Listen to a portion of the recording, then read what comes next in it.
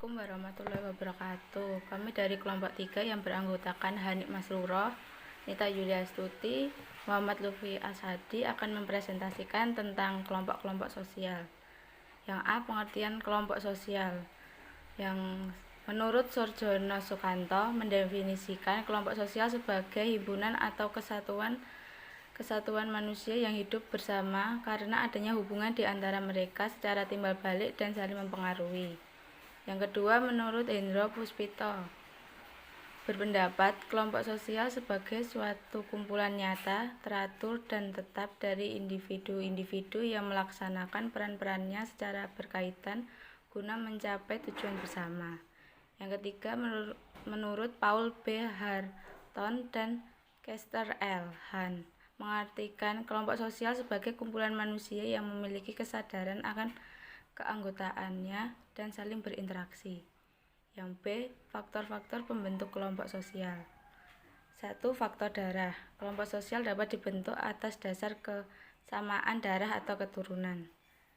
Yang kedua, faktor geografis. Letak tempat juga menentukan terbentuknya kelompok sosial. Yang ketiga, faktor kepentingan. Para anggota masyarakat sangat memungkinkan untuk membentuk kelompok sosial. Yang terakhir, keempat, faktor daerah asal. Apabila seorang individu berasal dari daerah kelahiran yang sama, maka sangat mungkin mendorong terbentuknya kelompok sosial di daerah tersebut. Selanjutnya adalah C. Ciri-ciri kelompok sosial. Yang pertama, adanya hubungan timbal balik antar anggota. Yang kedua, adanya interaksi yang aktif dan juga pola perilaku. Yang ketiga, adanya suatu faktor tertentu yang dimiliki dari masing-masing individu. Yang keempat, adanya struktur tugas masing-masing anggota di dalam kelompok.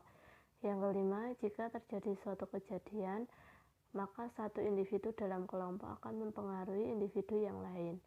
Itu bisa terjadi jika mereka menilai kejadian tersebut berkaitan dengan kelompoknya. Yang keenam, adanya interaksi antar individu dalam jangka waktu tertentu. D. Proses terbentuknya kelompok sosial. Yang pertama, dorongan untuk bertahan hidup.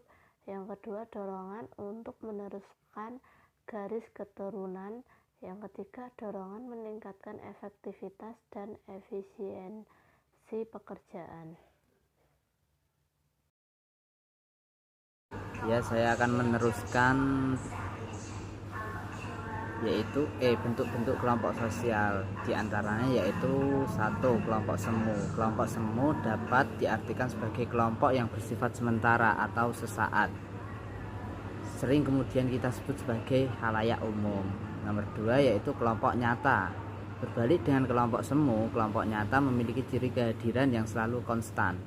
Nomor 3 yaitu Gemeinschaft atau paguyuban. Paguyuban adalah kelompok sosial yang anggotanya memiliki ikatan batin yang kuat, intim dan alamiah. Kesimpulannya adalah terbentuknya kelompok sosial adalah dorongan untuk bertahan hidup, dorongan untuk meneruskan garis keturunan, dan dorongan meningkatkan efektivitas dan efisiensi pekerjaan. Karena pada umumnya seseorang manusia pasti membutuhkan manusia lain, tidak mungkin dapat hidup sendiri. Terima kasih. Sekian, wassalamualaikum warahmatullahi wabarakatuh.